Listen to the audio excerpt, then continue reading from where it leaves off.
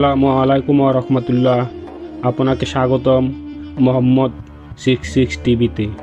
আমরা চেষ্টা করি বিশুদ্ধ ইসলামিক বার্তা সহজ ভাষায় পৌঁছে দিতে। আজকের আলোচনা খুব গুরুত্বপূর্ণ, চলুন শুরু করি। বছরে একবার যে ভাগ্য নির্ধারণ করা হয়ে থাকে আমাদের সমাজে বহুল প্রচলিত আছে, সেটি শবে বরাতে হয়। কিন্তু এই ধারণাটি খুব বেশি অথেন্টিক না, খুব বেশি গ্রহণযোগ্য না। অনেক উলামা একরাম, স্বনামধন্য অনেক ইমামদের মত আছে এর সপক্ষে, কিন্তু এর সপক্ষে যে কয়েকটি হাদিস রয়েছে তার একটিও সহি বা বিশুদ্ধতার মানদণ্ডে উত্তীর্ণ নয়। বরং এর বিপরীতে লাইলাতুল কদরে সারা বছরের ভাগ্য নির্ধারণ হওয়ার বিষয়টি কোরআনের আলোকে দ্বারা একেবারে স্পষ্ট। সূরা দুখান আয়াত নম্বর 3 এবং 4 আল্লাহ সুবহানাহু ওয়া তাআলা বলেছেন, ইন্না আনজালনাহু ফি লাইলাতিন মুবারাকা, নিশ্চয় আমি কোরআনকে একটি বরকতময় রাতে নাজিল করেছি। ইন্না কুন্না মুনজিলিন, আল্লাহ সুবহানাহু ওয়া তাআলা বলছেন তিনি এই কোরআনকে অবতীর্ণকারী, তিনি অবতীর্ণ করেছেন এই কোরআনকে একটি বরকতময় রাতে। আর যেই বরকতময় রাতে কোরআন নাজিল করেছেন আল্লাহ তাআলা, সেই বরকতময় রাতের নাম কি? লাইলাতুল কদর। কারণ আরেক আয়াত বলছে ইন্না আনজালনাহু ফি লাইলাতুল কদর, এখানে ইঙ্গিতে বলেছেন, আরেক জায়গায় স্পষ্ট করেছেন। তাহলে আল্লাহ বলেছেন যে একটি বরকতময় রাতে কোরআন নাজিল করেছে, অর্থাৎ শবে কদরে কোরআন নাজিল হয়েছে। ফিহা ইউফরাকু কুল্লু আমরিন হাকিম, পরের আয়াতে বলছেন সেই রাতেই, যে রাতে কোরআন নাজিল করা হয়েছে সেই রাতেই সব গুরুত্বপূর্ণ বিষয়সমূহ ধার্য করা হয়। পরিষ্কার একেবারে যে মানুষের ভাগ্য নির্ধারণ হয়ে থাকে লাইলাতুল কদরে। এবং জমহুর বা বেশিরভাগ উলামাদের ইমামদের মতো এটাই, যে লাইলাতুল কদরে মানুষের ভাগ্য ঠিক হয়ে থাকে। যাই হোক, আমাদের সমাজে শবে বরাতে মসজিদে আমাদের অনেক বেশি ভিড় হওয়ার একটা বড় কারণ হলো আমরা জানি এটি ভাগ্য নির্ধারণী রজনী। সো আমরা এই এক রাতে আল্লাহর ইবাদত বন্দেগী, চোখের পানি, দোয়া দুরূদ করে সারা বছরের যদি ভালো থাকা যায় তো মন্দ কি? এক রাতের দোয়া দরুদে যদি সারা বছর ভালো থাকা যায়, এটা তো ভালো প্রজেক্ট, লাভজনক প্রজেক্ট, লাভজনক ডিল হয়ে গেল। সেজন্য আমরা সাধারণত এই রাতে বেশি মসজিদে ভিড় জমাই। আল্লাহর মাগফিরাতের আশা যদি ভিড় জমাতাম তাহলে আলহামদুলিল্লাহ, সেটা তো অনেক ভালো ছিল। এমনকি মাগফিরাতের জন্য একদিন কান্নাকাটি করে সারা বছর সব গুনাহ, সব পাপাচার রাস্তা খোলা রাখলাম, এটা মাগফিরাত পাওয়ার কোনো পদ্ধতি না। সন্দেহাতীত ভাবে বছরের একটি রাতেও ইবাদত বন্দেগী না করে ওই একটা রাতে ইবাদত বন্দেগী করে সেটা অ্যাপ্রিসিয়েট যোগ্য, অন্তত এই টেন্ডেন্সিটা অ্যাপ্রিসিয়েট যোগ্য। কিন্তু পদ্ধতিটা আরো যৌক্তিক হওয়া দরকার, আরো দলিল সমৃদ্ধ হওয়া দরকার, আরো সুন্দর হওয়া দরকার। ভাইরা আমার, আল্লাহ রাব্বুল আলামিন লাইলাতুন নিসফি মিন শাবান বা মধ্য শাবানের রজনীতে মানুষকে সাধারণ ক্ষমা ঘোষণা করেন। সাধারণ ক্ষমার এই ঘোষণা কিন্তু প্রতি রাতেও একটা সময় থাকে, হয়তো যেটাকে আমরা লাইলাতুন নিসফি মিন শাবান বা মধ্য শাবানের রাত বলছি হাদিসের ভাষায়, আর আমাদের দেশীয় ভাষা যেটা আমরা শবে বরাত বলি, হাদিসের ভাষা না এটা। যে সেই লাইলাতুন নিসফি মিন শাবান বা মধ্য শাবানের রাত, এই রাতে আল্লাহ সুবহানাহু ওয়া তাআলা সারা রাত জুড়ে বান্দাকে সাধারণ ক্ষমা ঘোষণা করেন, হিংসুক এবং মুশরিক ছাড়া। এই সাধারণ ক্ষমার ঘোষণাটা প্রতি রাতেই ভোর রাতে দেওয়া হয়। ভোর রাতে আল্লাহ দুনিয়া আসমানে এসে মানুষকে ডেকে ডেকে সাধারণ ক্ষমার অফার করে থাকেন। তো আল্লাহর ক্ষমা লাভের চেষ্টা, এটা প্রশংসনীয়। কিন্তু আমরা আমাদের ভাগ্য সুপ্রসন্ন হওয়ার যে প্রক্রিয়া আমরা অবলম্বন করে থাকি, সেটা আসলে ভাগ্য সুপ্রসন্ন হওয়ার সঠিক প্রক্রিয়া না, অন্তত হাদিস কোরআন সেটি বলে না। আজ আমরা সেজন্য আপনাদেরকে এমন কিছু আমল, এমন কিছু কর্মসূচির কথা জানাতে চাই, যে আমল এবং কর্মসূচিগুলো আমাদের নসিবে ভালো কিছু যেন লিপিবদ্ধ হয় তার জন্য সহায়ক হবে। আমাদের ভাগ্যে যেন আল্লাহ তাআলা ভালো কিছু দেন, আমরা ভাগ্যে যেন ভালো কিছু পাই, আমাদের সৌভাগ্য যেন অর্জন হয়, ভাগ্য যেন সুপ্রসন্ন হয়, সেটার জন্য কিছু আমল, যে আমলগুলোর মাধ্যমে আল্লাহ সুবহানাহু ওয়া তাআলা আমাদের নসিবে ভালো কিছু দিবেন। সেরকম আমলের ভিতরে এক নম্বর আমল হলো বছর জুড়ে সারা বছর ঈমান এবং তাকওয়ার চর্চা করতে থাকা।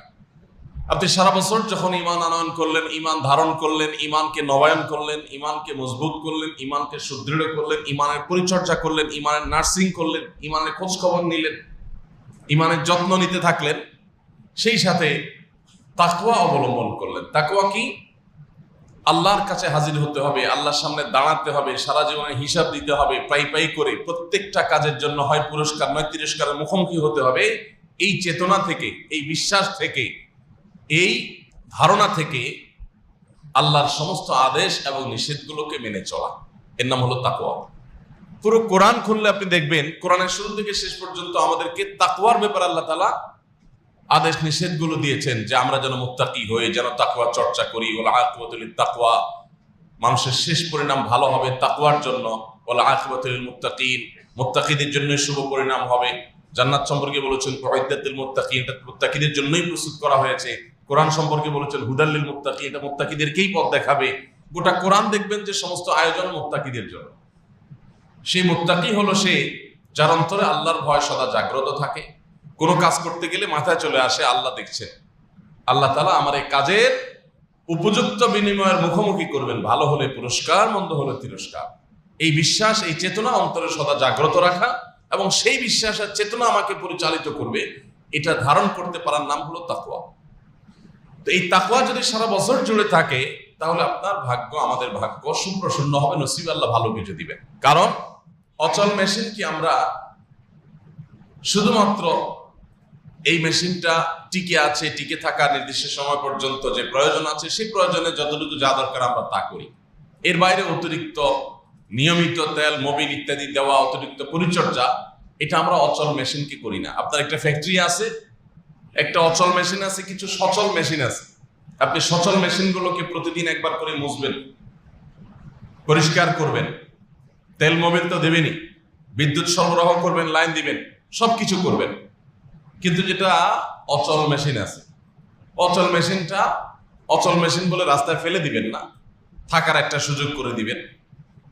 অর্থাৎ আপনার কারখানার শেডের ভিতরেই থাকবে, আরো যা যা দরকার মিনিমাম সেটা দিবেন। বাট আসল যত্নটা কিন্তু সচল মেশিনকে মানুষ করে, কারণ এই মেশিন থেকে আমার সারা বছরের প্রোডাকশন আসে, সেটা সচল, সেজন্য এটার প্রতি কেয়ার বেশি করা হয়, স্বাভাবিক।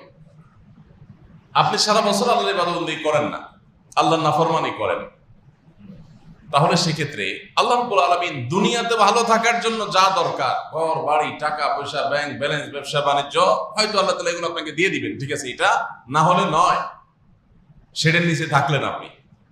বাট আসল যত্ন যেটা, সেটা আল্লাহ রাব্বুল আলামিন তার ঈমানদার ও মুত্তাকি বান্দাদেরকে দিবেন। যেভাবে আমরা আমাদের সচল মেশিনগুলোকে আসল যত্নটা করি, মন থেকে যত্নটা করি, কারণ এখান থেকে আমার প্রোডাকশনটা আসে, আল্লাহর আনুগত্য করে, আল্লাহর গোলামি করে, তারা আল্লাহ রাব্বুল আলামিনের আসল রহমতটা লাভ করে।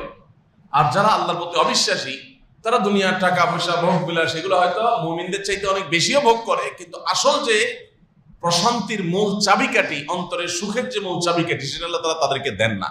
এই জন্য সকল যুগে, সকল সভ্যতায়, সব সমাজে আল্লাহর প্রতি ঈমান আনা মানুষগুলো তুলনামূলকভাবে মানসিক প্রশান্তি বেশি লাভ করে, তাদেরকে আল্লাহ তাআলা সুখটা বেশি দান করেন।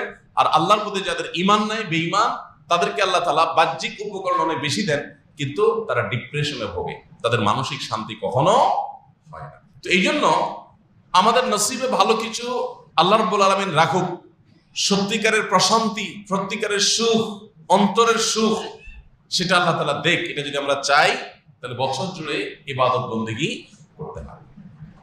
এক রাতের ইবাদত বন্দেগী কোনো যুক্তিতেই সারা বছর ভালো থাকার জন্য যথেষ্ট নয়। আপনি এক রাত বেশি ইবাদত করতে পারেন, কিন্তু বছর জুড়ে আপনার ইবাদত বন্দেগী করতে হবে। কোন নেতা, কোন জনপ্রতিনিধি, তার কর্মী, সে যদি সারা বছর নেতা সাহেবের আশপাশেও না থাকে, নিজের ধান্দা ঘুরে চাঁদাবাজি করে, মাস্তানি করে, পাড়া পাড়ায়, মহল্লা মহল্লা নিজের মতো নিজে চলে খায়, নেতা সাহেবের ধারে কাছেও আসে না, তার জমা খরচও দেয় না, তার কোনো কাজেও আসে না, হঠাৎ করে নেতা সাহেবের কাছে যখন কোনো ত্রাণের লট চলে আসে, তার কাছে যখন কোনো বরাদ্দ চলে আসে, কোনো বাজেট চলে আসে, হ্যাঁ, তখন যদি ওই কর্মী এসে হাজির হয়ে যায় যে এখন তো ভাগযোগ হবে, সো আমি এখন এসে হাজির হয়ে গেলাম, নেতা সাহেব তাকে দিবে না ঘাট ধাক্কা দিবে? যেই কর্মী সারা বছর কাজ করেছে, ডানে বামে ছিল, আগায় যোগায় দিছে, নেতা সাহেবের হয়ে কাজ করছে, সেটা চাঁদাবাজি হোক, ভালো কাজ হোক, মন্দ কাজ হোক, নেতারা যেসব করে, যদি সেই কাজগুলোতে নেতা সাহেবের সহযোগী হয় কেউ সারা বছর, তাহলে নেতার কাছে যখনই কোনো বরাদ্দ আসবে, যখনই কোনো বাজেট আসবে, যখনই কোনো রিলিফ আসবে, তখন সর্বাগ্রে ওই কর্মীর জন্য একটা বাজেট রাখবে, কারণ ওরা ঠিক রাখতে হবে, নেতাগিরি করতে হবে। ঠিক না ঠিক? যদিও আল্লাহ রাব্বুল আলামিনের শানের সাথে এগুলোর কোনো তুলনাই চলে না। আমি শুধুমাত্র মূল বিষয়টা বোঝার জন্য এই সাবজেক্ট আনছি, তুলনার জন্য না। যে আল্লাহ সুবহানাহু ওয়া তাআলার প্রতি যারা ঈমান আনে, আল্লাহ তাআলার জন্য, আল্লাহর কাছে যারা আল্লাহর আনুগত্য যারা করে, আল্লাহ রাব্বুল আলামিন প্রকৃত সুখ এবং আসল প্রশান্তিটা তাদের জন্য বরাদ্দ রাখেন। আপনি সারা বছর কোনো খোঁজ খবর নাই, শুনছেন লাইলাতুল কদরে ভাগ্য নির্ধারণ হয়, এবার ওই রাতেই শুধুমাত্র ইবাদতবন্দি করতেছেন, আবার নিয়ত আছে যে পরের দিন থেকে আর ফজর নামাজ পড়বেন না। তো আপনি কিভাবে আশা করেন যে আল্লাহ বলেন আপনার নসিব ভালো কিছু দিয়ে? বরং আপনি যদি তওবা করেন যে আল্লাহ এই রাতে আমি তওবা করলাম, সারা বছর আমি ভালো থাকবো, আমি নেক থাকবো, আমি মুত্তাকি থাকবো, আশা করা যায় আপনার ভাগ্য সুপ্রসন্ন হবে। তাহলে 1 নম্বরের আমল আমরা পেয়ে গেলাম, সেটা হলো বছর জুড়ে ঈমান এবং তাকওয়ার চর্চা করলে আল্লাহ সুবহানাহু ওয়া তাআলা আমাদের নসিবে ভালো কিছু দিবেন। আসুন্নাহ ফাউন্ডেশন, উম্মার স্বার্থে, সুন্নার সাথে। আসসালামু আলাইকুম রহমতুল্লাহ। আল্লাহ আমাদের সবাইকে আমল করার তৌফিক দান করুন।